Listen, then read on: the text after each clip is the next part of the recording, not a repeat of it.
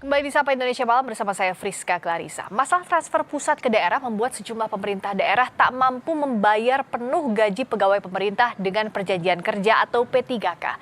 Di Kepulauan Tidore, Maluku Utara, pegawai P3K terancam dirumahkan. Apel akbar ASN Kota Tidore Kepulauan, Maluku Utara, Senin lalu yang semula tenang menjadi ricuh. Penyebabnya, para pegawai pemerintah dengan perjanjian kerja atau P3K kecewa setelah mendengar wacana bahwa pegawai P3K akan dirumahkan. Kondisi ini disebabkan pemerintah Kota Tidore Kepulauan mengalami defisit anggaran sebesar 50 miliar rupiah, sehingga tak mampu membayar penuh P3K dan P3K paruh waktu. Sempat terjadi aksi pembakaran dan saling dorong saat berusaha merangsek masuk ke kantor Wali Kota Tidore. Wali Kota Tidore Kepulauan, Muhammad Sinen menyebut pemotongan tambahan penghasilan pegawai harus dilakukan karena berkurangnya dana transfer pusat ke daerah yang menyebabkan anggaran Pemkot defisit. P3K penuh diteneskan, paruh waktu dipenuhkan. Yang masih honor diparuh-waktukan. Maka diminta pun itu sudah terpikirkan oleh pemerintah daerah. Cuma lagi-lagi dia jelasan karena kemampuan keuangan daerah. Masalah demo, masalah pendapatan rendah, kasih kurang ini karena keterlambatan dari pemerintah pusat. Masalah tadi bagi hasil kurang bayar di pihak pusat yang tidak dibayar ini hanya menjadi kendala pemerintah daerah. Keluhan soal ketidakmampuan membayar pegawai P3K juga sempat disampaikan Gubernur Maluku Utara, Sherly Chowanda. Bahkan dia bilang Pemprov Maluku Utara tak mampu membayar pegawai P3K hingga akhir 2026. Sherly bilang belanja pegawai Pemprov lebih besar dari dana alokasi umum yang ditransfer pemerintah pusat. Karena kami sekarang tidak punya cash flow untuk membayar gaji P3K sampai dengan akhir tahun. Sehingga apakah masalah kami daerah selesai, tetapi permasalahan kita di daerah ketika kita harus melakukan inovasi, banyak tools, banyak otoritas dari kami itu yang sudah diambil oleh pusat. Sehingga kami pun tidak memiliki ruang untuk bisa berinovasi. Di Maluku Utara, DAU kita itu cuma 960 sekian miliar. Sedangkan belanja pegawai kita tuh 1,1 triliun. Artinya belanja pegawai kita tuh sudah melebihi DAU. Menteri Dalam Negeri Tito Karnavian menyampaikan pemerintah daerah perlu cermat melakukan efisiensi. Namun dia mengakui ada sebanyak 39 daerah yang memang perlu dibantu untuk membayar pegawai. Namun kemudian kita melakukan pendampingan kita juga mohon maaf tidak terima begitu saja informasi. Kita melihat dan kita detail melihat apa postur anggarannya. Dan setelah dilihat postur anggarannya, ternyata banyak daerah yang mampu. Jadi hal-hal yang tidak efisien bisa untuk diefisiensikan. Nah ini tolong dikerjakan dulu, jangan nyerah dulu. Kita hitung 39 ya. 39 daerah yang perlu kita pikirkan, mungkin mereka kalau di PAD juga akan berat. Sehingga mungkin perlu di top up melalui TKD. Nasib kelanjutan P3K perlu dipikirkan serius. Pemerintah daerah dan pusat diharapkan mampu menyelesaikan persoalan ini dengan duduk bersama. Efisiensi yang menjadi prioritas negara dalam menyelamatkan keuangan jangan sampai mengorbankan kepentingan publik. Tim Liputan, Kompas TV. Kita akan bahas soal kemampuan pemerintah daerah membayar gaji pegawai P3K bersama peneliti Center of Reform on Economics atau CORE, Yusuf Rendy Manilet, dan anggota Komisi 2 DPR RI Ahmad Iriawan. Selamat petang Mas Iriawan, juga Mas Rendy. Terima kasih sudah hadir. Saya ke Mas Iriawan dulu. Jadi kalau di Kota Tidore Kepulauan misalnya, para pegawai P3K ketar-ketir. Mereka marah karena tidak ada lagi dana untuk membayarnya. Sebenarnya apa yang bisa dilakukan pemerintah daerah, Mas Iriawan? Setiap daerah sebenarnya kemampuan dan ruang fiskalnya itu berbeda-beda. Jadi kita tidak bisa menilai satu kasus di daerah kemudian kita jadikan untuk ukuran daerah lainnya. Kalau kita menggunakan ukuran yang digunakan oleh pemerintah, ada pemerintah daerah yang kemampuan fiskalnya sedang, rendah dan tinggi gitu. Ya. Itu pada umumnya seperti itu. Nah, Tapi kalau kita bicara dalam konteks Tidore Kepulauan yang itu ada persoalan penggajian P3K di situ. Nah, kita harus sebenarnya melihat ini dalam konteks, satu adalah pendapatannya, yang kedua adalah konteks belanjanya. Nah, dalam konteks pendapatan yang tadi saya sampaikan ada fiskal rendah, itu kebanyakan pendapatan asli daerah itu hanya di angka 10-20% dari belanja. Jadi kalau dia seperti Tidore Kepulauan APBD-nya sekitar 1,1 triliun, itu praktis PAD pendapatan asli daerahnya adalah sekitar hanya hampir 100 miliar.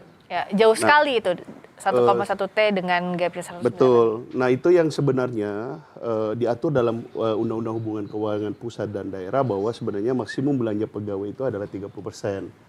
Nah, tapi kami telah melakukan evaluasi terhadap ketentuan yang tercantum dalam undang-undang tersebut kaitannya hubungan keuangan pusat dan daerah, karena ternyata ada realita kaitannya dengan kemampuan fiskal daerah tersebut yang menggantungkan pendapatan daerahnya itu dari dana transfer pusat, dan itu akhirnya mempengaruhi belanja pegawai dalam hal ini penggajian gitu. Yang semestinya itu tidak tergantung pada DAU dari pusat.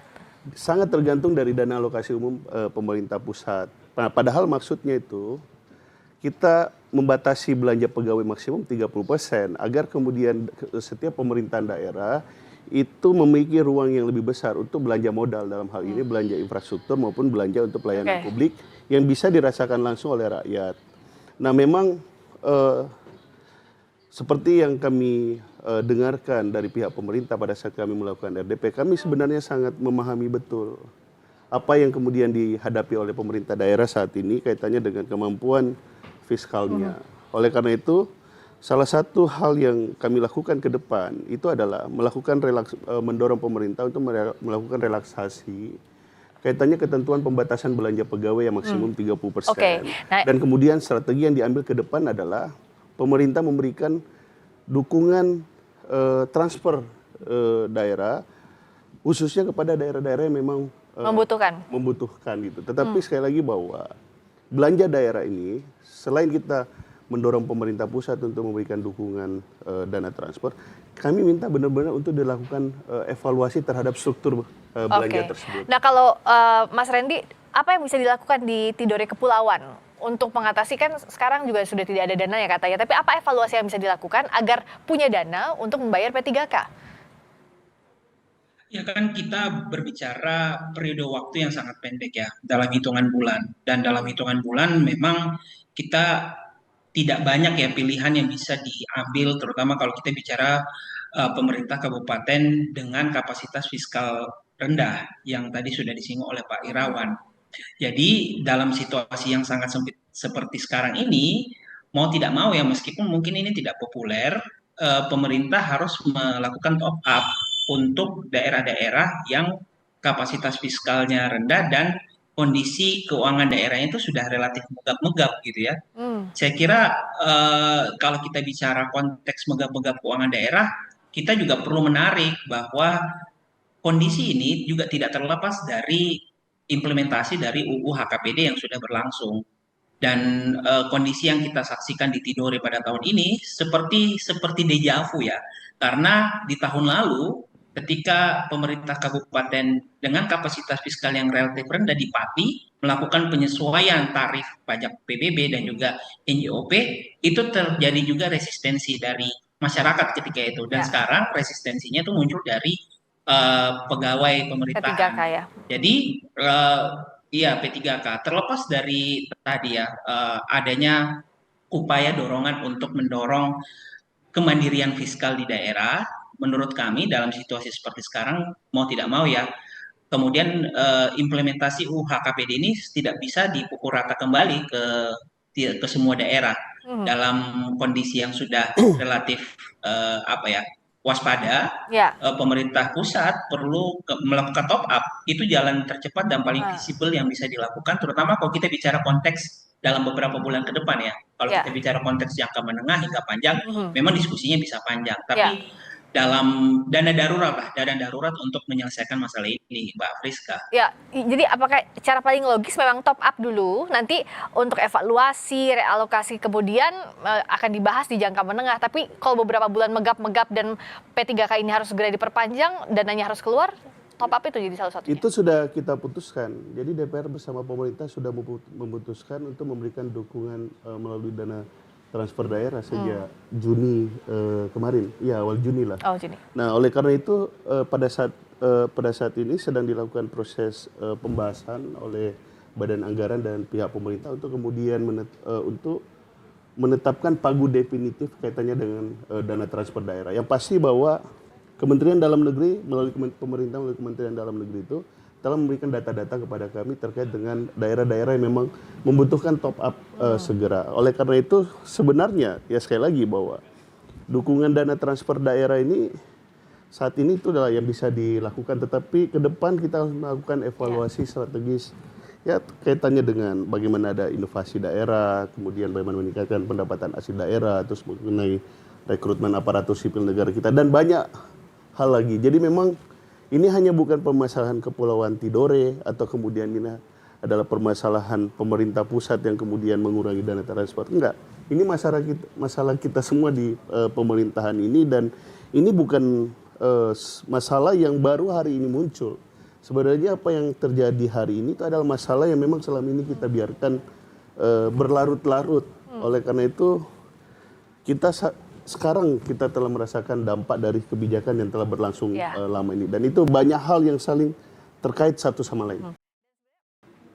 Selamat menunaikan ibadah sholat maghrib bagi Anda yang menjalankan, khususnya di wilayah Jakarta dan sekitarnya. Sapa Indonesia Malam kembali ke hadapan Anda. Saya ke Mas Randy. Jadi sebenarnya apa sih yang harus dievaluasi? Oke, dalam waktu dekat ada top up yang dilakukan oleh pemerintah pusat kepada daerah. Tapi sebenarnya apa yang jadi pangkal masalah? Jangan sampai udah di top up, nanti masalah lagi karena tidak proporsional dan tidak rasional yang dimiliki oleh daerah belanjanya, Mas Randy.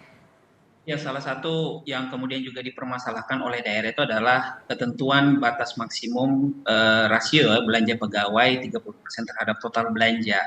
Saya kira memang kita perlu mengerti bahwa niat dari adanya aturan ini untuk memastikan bahwa masalah relatif lebih besarnya belanja pegawai terhadap total belanja di kemudian hari itu bisa ditekan.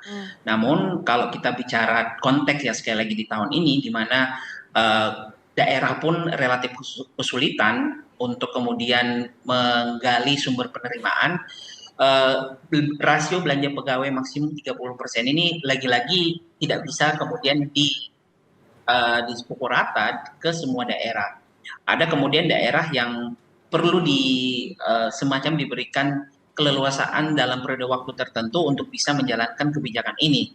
Karena di banyak daerah rasio belanja pegawai itu relatif lebih tinggi ya. Saya kira memang betul sekali lagi bahwa niatnya untuk mendorong perbaikan, tapi sekali lagi itu memang perlu ada semacam tahapan lah untuk kemudian bisa menjalankan ketentuan tersebut gitu. Nah, yang penting lagi kalau kita bicara UU HKPD secara umum, kita sudah melihat bahwa permasalahannya sebenarnya adalah ketika UU HKPD ini dijalankan, ini kemudian berlaku untuk semua daerah gitu ya. Padahal di saat yang bersamaan sebenarnya pemerintah itu paham bahwa daerah itu punya kemampuan yang berbeda satu sama lain. Ketika kemudian semua dipukul rata satu sama lain, nah inilah kemudian ada semacam resistensi, ada gejolak di mana daerah yang punya kapasitas fiskal yang kecil itu tidak bisa beradaptasi dengan cepat. Dan ditambah dengan juga kondisi ekonomi daerah yang memang tidak semua menjadi baik-baik saja gitu ya. Jadi memang ini kombinasi antara ketentuan dari UU HKPD yang memang disamaratakan ke semua daerah dan juga ada ketentuan pada permasalahan belanja pegawai ya di UU HKPD yang memang tidak bisa dijalankan oleh semua kabupaten dalam periode waktu yang singkat. Karena kan deadline-nya itu sampai 2027 ya. 2027 Januari itu sudah harus jalan, sementara kita tahu bahwa sampai dengan pertengahan tahun ini permasalahan pada tata kelola keuangan daerah itu masih berjalan, termasuk yang kita saksikan di Tidore tadi ya. Ya. Saya khawatir kemudian ini kemudian tidak bisa dijalankan oleh semua daerah, Mbak Francisca. Nah, untuk perbaikan tata kelola keuangan daerah, kalau 2027 ini kan tinggal menghitung bulan, Mas Irawan. Yang logis dilakukan apa sih bentuk evaluasinya? Nah begini, kalau yang jangka pendek, yang bisa kita lakukan itu adalah memberikan dukungan tadi itu seperti yang sebelumnya, dana transfer. Kedua adalah memang pemerintah daerah harus melakukan adaptasi dan melakukan masa transisi dalam rangka kemudian ke depan agar melakukan inovasi dan kreativitas agar pendapatan asli daerah itu naik. Tentu itu harus dimulai dari sekarang, dan sebenarnya maksud ketentuan 30% untuk belanja pegawai itu sebenarnya maksudnya bagus agar ruang fiskal ke depan bagi daerah itu semakin besar. Sebenarnya sederhana persoalan ini.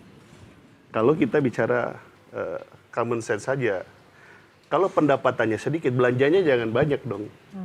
Itu yang harus dilakukan oleh rasionalisasi oleh pemerintah daerah. Tetapi sekali lagi bahwa ini sudah terlanjur gitu, terjadi. Sekarang kita tinggal mencari solusinya.